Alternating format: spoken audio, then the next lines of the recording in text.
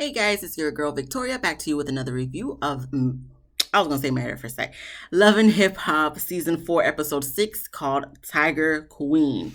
We start off with Suki Hana. She's in the studio with her, what is it? Her road manager, Jay Kelly.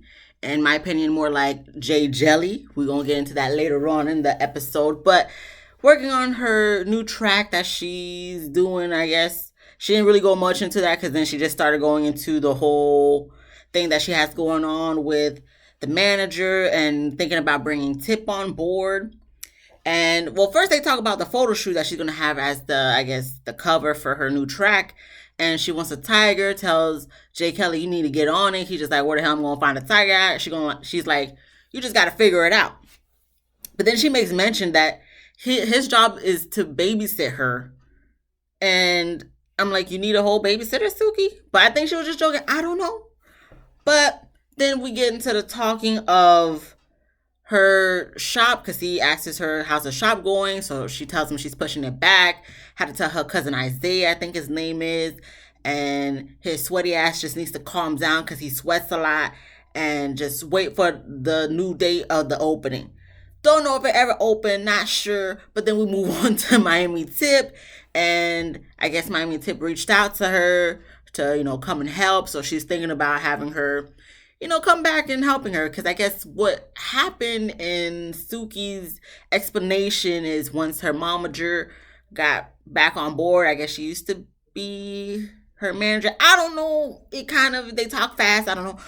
But after her momager started doing some things and managing Suki's career and whatnot, I guess Miami Tip fell back. And Jay Kelly's just like, "You don't need her. We're doing good just how it is now." Suki's just like, "No, she gonna have both of them come on. She gonna have Tip come on board or come back on board, and they're just gonna have to figure it out." Jay Kelly's reasoning is because he feels like, I guess, Miami Tip is only coming back just to get a piece of the bread. He didn't say that. I'm just paraphrasing. So I don't know, because she's been there before when Suki wasn't up to the caliber she is now. So I don't think really it's for a piece of the pie, so to speak. I mean, if she's doing the work, obviously she's going to get a cut of the check regardless. But I don't really feel like it's mainly because she can't get bread anywhere else. Because we're going to find out later. She's making bread anyway, stripping or whatnot. So I don't think that's the case. Jay Kelly, maybe he's just Jay Jelly because maybe she seems like she knows what she's talking about, which we're going to see later on in the episode. So we're going to move on to Trina's whole shenanigans. Oh my goodness. Trina has a photo shoot to do, or cover shoot to do for a magazine. She's running behind because her team gave her the wrong call time. In my head, I'm just like, so are they still managing you, Trina? Like, they still doing the things for you? Like, how many times do they gotta fuck up for you to be like, "I'm done with you"? Obviously, we're gonna see in the previews next week that she's finally gonna call them out. But I'm just like, how twice? By the time it happens 2 times consecutively in a road, Trina, you should have been got rid of them. But even though she's running late, she's still gonna take her time to get ready. And CEO is just like, "Come on, we gotta go." But she's like, she's not gonna rush. And I'm just like, "But you're late, Trina. You think the world revolves around you? You think these photo shoots and stuff, have the time to wait for you? No, you late. Listen, yes, you can reprimand your management for making you late. But at the same time, you got a photo shoot to do. How long does it take for you to get ready? What the hell you got to do? You didn't take a shower at home? I don't understand. I'm going to get back more into it later on in the, further scenes when we get to that. But we're going to move on to Florence and her shenanigans with her husband and her sisters and her mama. We get to the grand opening. Haitian Flag Day. She's doing the grand opening for her beauty bar. I forgot what it was called, but it was cute. So she's getting everything ready inside the stove. We see Gael and their mom sitting down outside to talk. So I guess Gael chooses this moment to tell the mom about what's been going on with Marlon and Flo and the cheating and the cheatations and all that stuff, and how him and Gael, they need to split up. So the mom's just like, "I don't really think they should split up. They got 3 kids. That's a lot." So Gael goes into the confessional to explain, Haitian parents are old school. They're traditional, such as her mom, where they believe, once you're married, that's it. There's no such thing as a divorce. And, listen, we're in America now, so we need to get on board. We shouldn't have to suffer because we're in America now. And I'm just like, you shouldn't have to suffer whether you're in America or Haiti. Haiti's going through a lot. I get it. But, you know, if a guy's making you look like you ain't shit, I don't know why you would stay. Like, I get that they have 3 kids. I get that they've been together for 13 years. And I just feel like at this point, not Gael, but Flo, if you still with him after all these years and him cheating on you for, having people back in Haiti, females and stuff, you probably shouldn't stay with him. That's just my personal opinion. But, I keep calling, I keep calling Flo Gael. They tune in the same. Okay. Flo, you probably still with them to this day. This is how Haitian women work. No offense to my Haitian females, as a fellow Haitian myself. Yeah, y'all just stay. Just I guess for the security of it all. Even though I feel like Flo's making the money, not Marlon. He's just on board because he ain't got nothing else to do.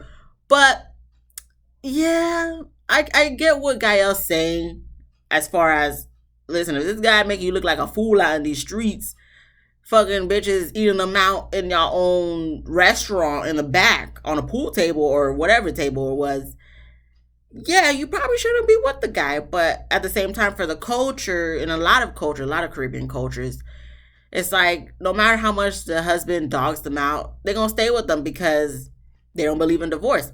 And to me, I'm just like, listen, you cheating is over. It ain't no if as a bus or we got 3, 4, 5, 6 kids. No, I'm not gonna be out in these streets looking like a fool. Girl coming up to me talking about, oh yeah, your man ate my pussy last night on a table of the restaurant we share. Not gonna happen. So I get what Gael's saying, but at the same time, if your sister want to stay with him, that's her. Let her be his dumbass in these streets. That Gael, all you can do is tell her what it is, and if she stays with him, oh well, that's her decision. That's her choice.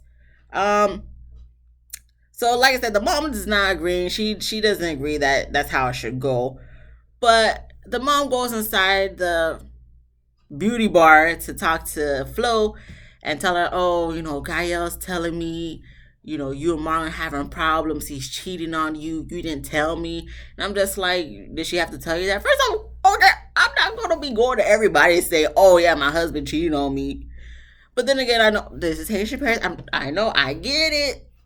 But at the same time, mama, no, I'm not going to come to you with that information. Okay? Unless if they were actually getting a divorce, there's no need for me to come to you with that information. Even though all of America knows now because it's on national TV. But, listen, I'm not going to tell you.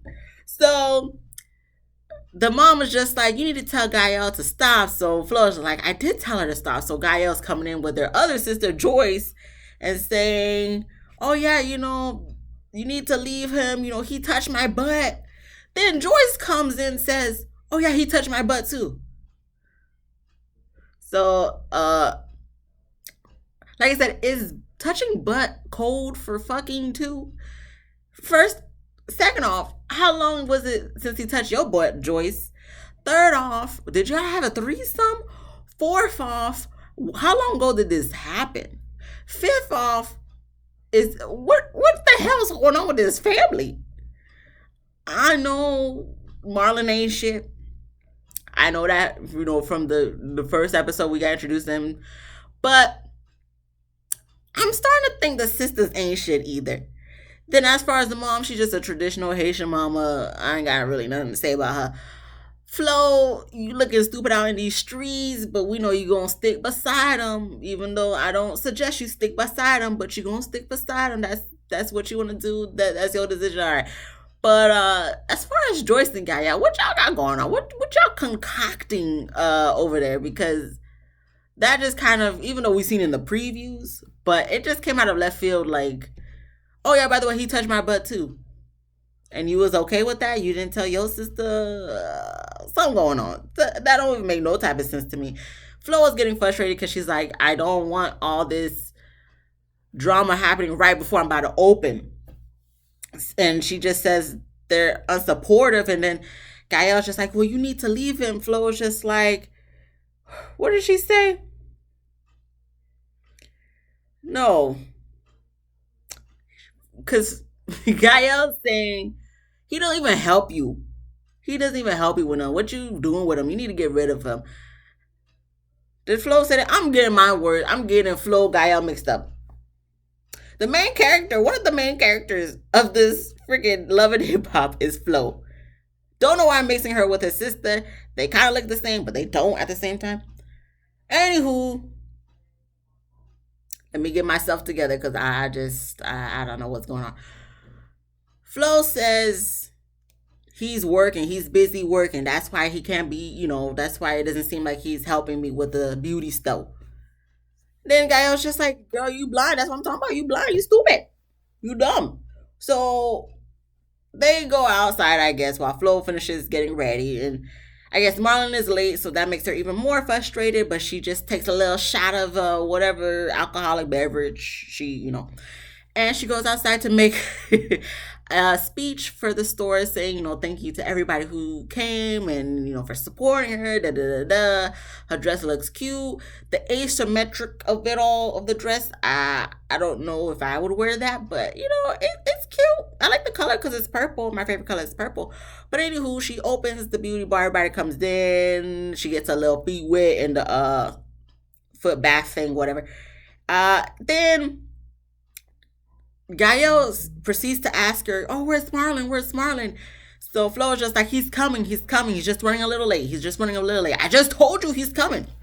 Then we see Marlon pull up with some flowers, and so he's late. So before we get back to them, I guess they decide, the producers or whatever, decide to just pan back over to Trina and the photo shoot. They were saying the photo shoot got cut short because the photographer had a flight to catch. But it seems like she's still getting ready. I don't know what the producers are doing, if they should have left that for the end of the whole scene. But anywho, she's still getting ready. And CEO is talking with Raymond and just saying, blaming Trina, saying she's the one that's always late. It's not him. And now this is when we, I guess for the first time on all of Love and Hip Hop Miami, we get a confessional from Raymond. I'm just like, that's cool and everything, Raymond. You seem cool. But I'm just like, yeah, okay. So he introduces himself like we don't already know who you are, Raymond. But he's just like, he's been dealing with Trina for many years before they even got together. He didn't say this word for word. I'm just paraphrasing. And, she's always been like this. Nothing phases him. This is just part of the job. So he tries to tell CEO about that. I think that his name is CEO. Corey. Okay, Corey. So he's just trying to give him some pointers about how to deal with his little boo thing. And CEO's just like, I can't take no more blame, bro. Like, I'm being blamed for this and that, but she's still getting ready. She's the one that's, taking her sweet ass time. He didn't say that word for word. I'm just paraphrasing. And proceeds to tell Raymond that he needs to keep his girl in line because Raymond's the only one who could do it at this point. Raymond's just like, CL's just tripping and Trina's the boss, so you just gotta do what the boss says. And I'm, no. Yes or no? Raymond, yes, I get it. Trina is not difficult to work with, but she got a bit of an attitude and a bit of a diva.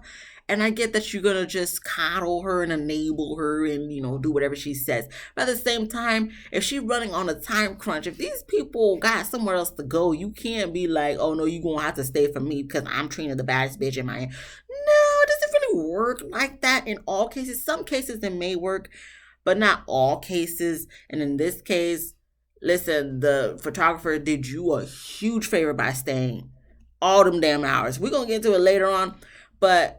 For him, I mean, I guess to be a manager and assistant for Trina, yes, that's how it's going to work because she's the boss. But at the same time, I think Trina needs to realize, first off, your management ain't shit. You should have been got rid of them from the whole anniversary party in Atlanta. Second off, you're going to have to realize everything don't revolve around you. Time doesn't revolve around you. No one's gonna always just do what you say just because you treat her the baddest bitch in Miami. And third of all, Raymond, I like you, Raymond. I just,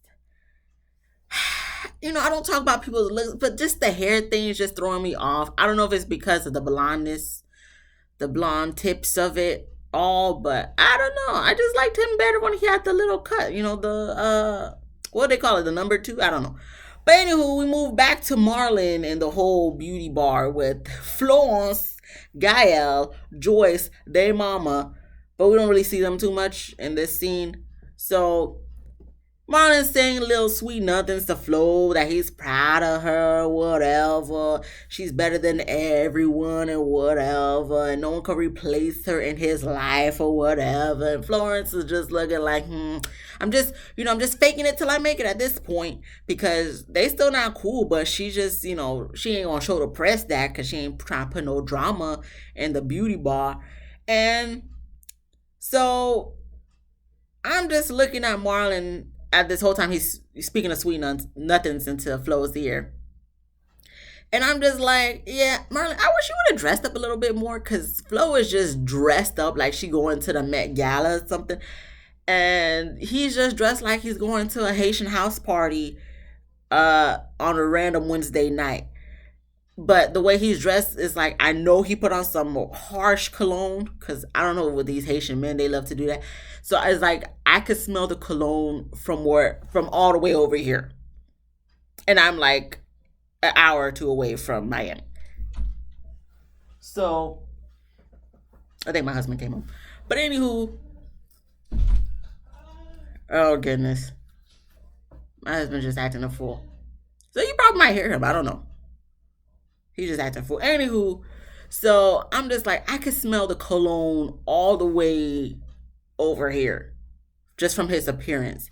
But Flo does a little speech thanking Marlon for being there for her, for supporting her, and for, she loves him so much. And in the confessional, she's just like, I'm saying this even though I don't really feel it. And I'm like, then why did you say it? She pulls him to the side to tell him, just because we're seeming okay here doesn't mean we're actually cool. So Marlon's just like, he ain't trying to hear that. He ain't, now's not the time to be doing all that. So Flo is just like, well, listen, you got me here. I'm talking to my mom. My mom's, bringing me to talk about what's going on between me and you. Then Gael's saying that, you touching her butt again. Not that he touched her butt again, but she's bringing it up that he touched her butt. Then now Joyce is saying he touched her butt. And then Marlon's just like, oh my gosh, this is like, no, this is not, no.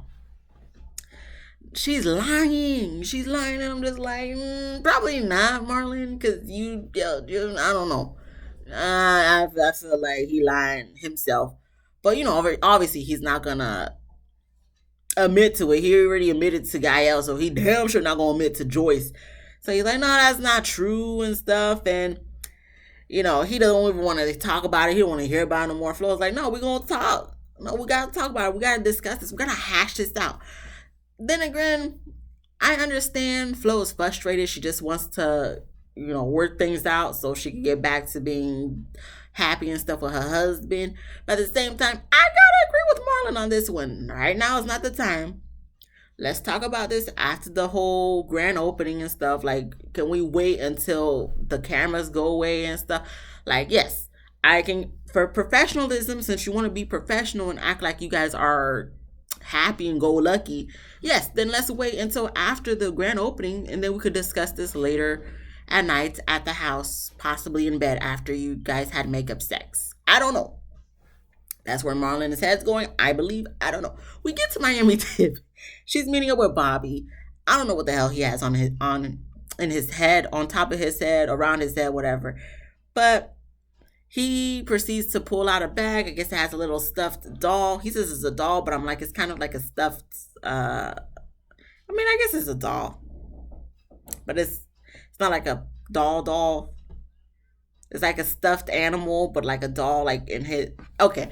But it's him with his outfit that he wore as an award show. I don't remember if it was VMAs or BET Awards or something. But the one where he was like flirting, he was like loose flirting with Lil Nas X. His butt cheeks was out and all that stuff. So that outfit. So he had the whole thing with the booty popping out and all that stuff. Tip's just looking like, okay. So Tip is just saying since the pandemic, she's, just went back to stripping and she hasn't really been doing nothing for Sukihana, being her manager, because her mom stepped in. So she kind of fell back.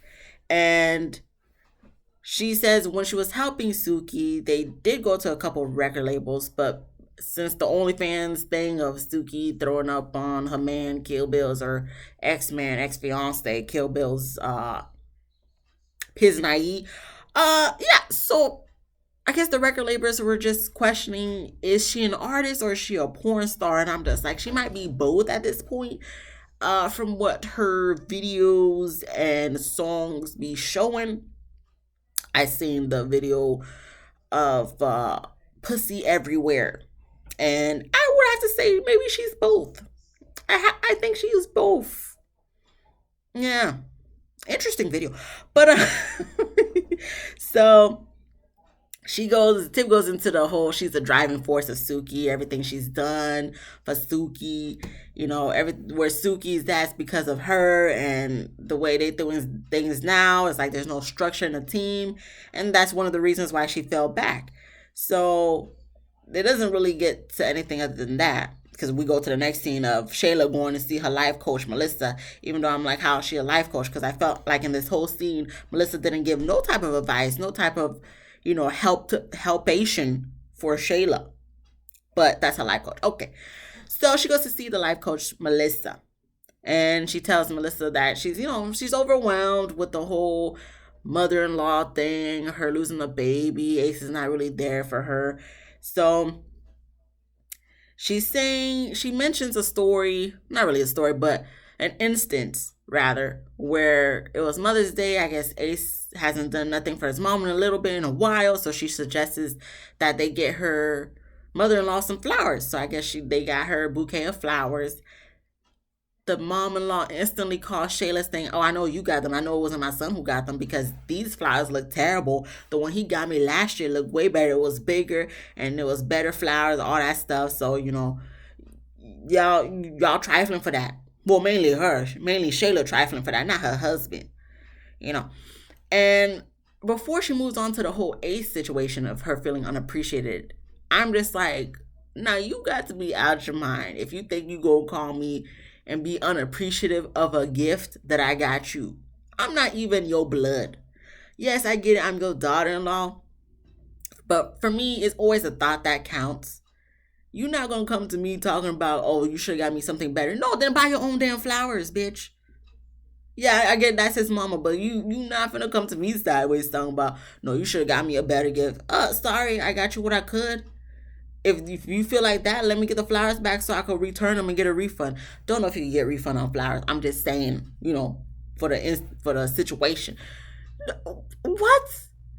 First off, did Ace not talk to his mom, be like, hey mom, since I'm going independent right now, I don't got the money, I don't got the funds like I used to when I was under the record label to get you these flowers, but this is what I could get. You shouldn't even have to do all that, really, to be honest, but the way his mama's set up, you probably have to do that. Because it doesn't make no sense for someone to do something nice for you and just like, oh, the one she got me last year was better.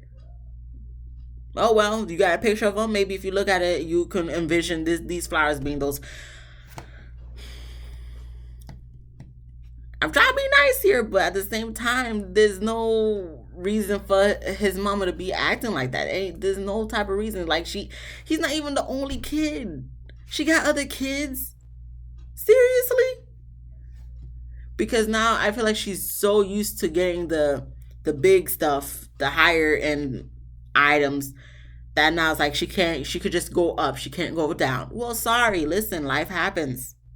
He went independent, and I don't know, maybe he has the funds now, he could get her the flowers she liked before, but at this point it's seeming like you just liked the other flowers because it seemed like it was more expensive and more fancier than at the end of the day, he got you flowers for Mother's Day.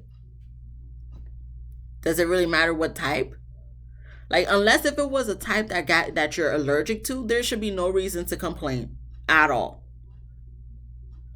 But then we go into her with Ace saying she don't feel appreciated. Uh she says she always tries to put others before herself.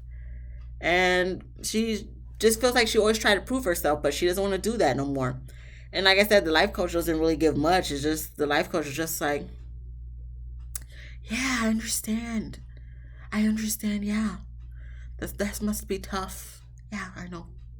I know. So I guess they get to a resolution that we don't see on TV because then we move on to Trina, and she's still getting ready for the photo shoot. By this time, the sun is setting. Okay, it's dark. It's not that dark, but it's probably like maybe 6, 7 o'clock p.m. Maybe towards 8 o'clock. I don't know if it's daylight savings, but excuse me, the photographer is just still waiting. He's like, the Uber's already waiting outside for me. I gotta go. Trina's finally ready. She looks good though. I'll give her that. She looks great. She looks presentable. She look like she probably smell good and whatnot. But I'm just like, Trina, what time did you show up? It's already evening time. Like people about to eat dinner. Like what is you doing? And it looked like the photographer done took like 2.5 pictures because he's like, I gotta go. I got a flight to catch. And he takes his 2.5 pictures and is like rushing to pack up to leave. So Trina's like, did you take all the pictures? And she goes to Raymond like, you need to call Corey and, tell him to fix it. Raymond's just like, well, the photographer was supposed to be gone by 3. And I'm thinking, so when was the photo shoot supposed to take? What time was it supposed to take place at? And what time did you get there? Because when he got there, it was still daylight. I feel like it was like early afternoon when she got there. Or maybe late morning. I don't know. But he was supposed to leave by 3 and the sun is setting on the west side. And he's still there? Which is like probably 6, 7. So he stayed an extra 3, 4 hours and you couldn't come. First off, Trina, how long does it take you to get dressed and ready? Like, what is going on? That's what I'm trying to figure out because they don't make no type of sense. You keeping this guy waiting 3, 4. Actually, granted, he was supposed to leave at 3. So he probably waited more than 3, 4 hours. No, that is unacceptable, Trina. I'm sorry. No, that is unacceptable. Especially as a photographer, you stopping me from going to my next gig for making money. For you? No, unacceptable. Absolutely unacceptable. It shouldn't take you that long to get ready. I don't know if there's more context that we're not seeing, but I'm just going based off of what I see on TV. Trina, no, you in the wrong for that because she wants Raymond to call Corey to talk to the photographer to try to fix it. Raymond's just like, well, he was supposed to leave by 3. Then Trina was just like, it doesn't matter. Photo shoots go over the book time all the time. And I'm like, no, maybe for you, Trina, but not for the average person. And I know you're not no average person. I know you a celebrity and whatever. But I'm pretty sure other celebrities don't give this guy such a hard time either in being 3, 4 hours behind on getting his flight. And she's just like, no, call Corey so he could fix it.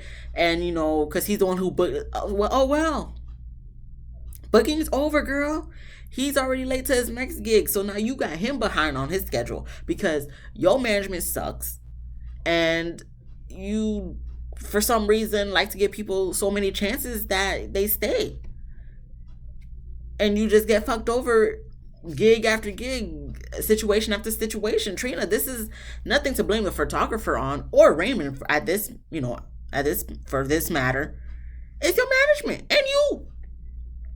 Cause you want to be a diva taking fucking 7 hours to get ready for their photo shoot. And why did Corey leave in the first place? Corey was just like, all right, she here. I'm gonna do my own thing. Bye. Trina, I don't know what's going on with you. You probably always been like this all these damn years you've been in the game, but it's not working out, girl. It's not working out. What did Raymond say? She going off on Raymond a little bit, but it doesn't faze him because he's used to this. He's been dealing with this for years, and he's dated her. Well, not dating her. He is dating her. They engaged, so this is nothing new to him. He's just like, all right. It just comes with the whatever. So he tries calling Corey. Corey's not answering. Goes to voicemail or whatnot. Trina's like, all right, going to voicemail. We gonna wait till I get that answer. He gonna hear from me. All right, Trina, you gonna fire him? Because if you're not gonna fire him, I don't want to hear nothing you got to say about Corey and KD not doing nothing. Because clearly they must be doing something right that you keep them for. But for me, I'm just like, jeopardizing you getting your money and whatnot is a no for me. But the photographer bounces, tells a Lyft or Uber driver, "Oh, thank you for waiting for." When did you call the Uber? Because if you called them at like before 3, since you was about to leave at 3, and they waited for you for 3-4 hours, then it's like you running the Uber behind schedule too, Trina. I don't know. I feel like there's more context that we're not seeing, but at the same time, it's just like, Trina, no, your management sucks. You too much of a diva, and Raymond, kudos to you. The bouquet flowers that Ace's mom be talking about, you need to get that. Probably a dozen of those bouquets, Raymond, because I don't have the patience to deal with someone with an attitude like Trina. So kudos to you. We move on to Suki Hana's photo shoot. They bring the tiger and whatnot, and she gets a little scared because I guess the tiger is not having a good day, or it might be too high. I don't know. Or the tiger might just be like, "What y'all got me out here with this girl in red? Like, what is going on here? What is this? I need to go back to my cage. Can I go back home? What is this?" So the guy who handles the tiger, I guess, brings him back. This is when Tip shows up, and she's just like, "Oh, everything's just dysfunctional and stuff," and sits down with Suki and Jay Jelly, because he's swearing and whatnot. And she's just like, "This is not how it should go. First off, you should have had a liability thing, something set in place. And with you and the whole arrest situation, this is why I told you need to have like 2 security guards, because if you had 2 security guards, none of this would ever happen." And Jay Jelly's just looking at her like, "Okay, here she go, whatever. She's here now, so she thinks she run things or whatever." And Jay Jelly is just like, "We got this. We don't listen. We got this." And Tip is just like, "No, y'all don't. When I was here, when I was doing my thing, I was helping her get to where she's at now. She's not a regular person anymore. She, in the beginning, nobody was taking her music seriously." And then Suki's like, "Wait, hold up. Yes, they did. What you talk about?" And then, and then Tip was like, "If it wasn't for me, she wouldn't be where she's at right now." And then Suki just like, "No, I got my career to where it's at right now." So I don't know what Jay Jelly does said, but Suki's just like, "Y'all need to stop this. First off, Jay Jelly, you need to stop sweating." Jay Jelly's just like, "I'm out here. I'm gonna stop sweating." And he looked like he was hot, like he needs a fan, some cold water, something. So he just tells them they both need to just stop doing this, and they need to get along and just make it work. Because at the end of the day, she just needs to have the right team to get her to the top. JJ don't say nothing. I think he called her Goldilocks or something. And like I said, his name is no longer Jay Kelly, but Jay Jelly. Finally get to Ace and Shayla. They go plan shopping. 33 minutes. Okay. They go plan shopping. And Shayla talks about her session with Melissa, how it went well, and she was feeling kind of overwhelmed, feeling, that she was compromising and giving a lot, but she wasn't feeling appreciated, especially when it came to his mom, because she felt like she had to prove herself, but she's not going to do that no more. She's just going to be her own person and whatnot. So Ace is like, okay, he agrees. He understands that. So then Shayla goes into she feels like she takes a lot of the load as the woman. And Ace is just like, hold up. Like, nah, I don't agree with that. And he goes into the confessional because she's like, a lot of the house load falls on her. Ace is just says in a confessional like, no, that's not true. And he low-key thinks it's BS. Like I said, he didn't say that word for word. I'm just paraphrasing. So he tells her like, nah, I appreciate you for what you do, but it's not an expectation. So I don't know if just because of the fact that it's not an expectation, she may take it as like you're not appreciated. She's not appreciated of what she does. But she's just like, no, I disagree. I don't, I feel like it's pretty much she feels like it might be an expectation. So Ace walks off a little frustrated. Then she takes her mics off and just like, I don't want to, do the scene no more. And then like Ace is just like, I don't got the energy for this shit. And then we got the freaking producers just like asking, is Ace angry? Bitch, get the listen. Cause this is where the episode ends. Listen, I'm gonna need Ace and Sheila. Y'all need to just hash it out, talk without the cameras, and figure it out. The communication error that you're having, because it seemed like everything was going good, but I don't know, because we're gonna see in the episode next week she gonna be doing her own thing, going out in bikini suits and stuff. She look good, but I guess doing her, dating herself, and I don't know if they just put in this for the show, just to have some type of drama. But at the same time, it's like I can get it. It seems like a real issue, like a believable issue that not most, but numerous couples go through. But I don't think this is something that's gonna break them. I just feel like if they had a conversation without the cameras, they could probably settle it by the nighttime, because A seems like an understanding person. Shayla seems like an understanding person. So I feel like they could talk it out. Like legit talk it out without the dramatics of the producers and whatnot talking about is Ace angry. Trying to be like, I'm just coming here to check to see if you're okay. They're fine. They're fine. I'm not trying to dismiss their feelings or, dismiss how Shayla's feeling about the whole situation, or dismiss Ace for feeling like, okay, you bugging right now. But at the same time, I feel like this is kind of a little bit dramatized because of the cameras. So I just feel like if you just have a decent conversation without the cameras, you guys will be fine. Because I'm going to need y'all to be fine. Because I ain't trying to have y'all become one of these statistic loving hip hop couples who got something to argue about every damn season. Please, please don't be one of those. Please. That's where the episode ends. So we're going to have to see what happens next week. But I'm still rooting for Ace and Shayla.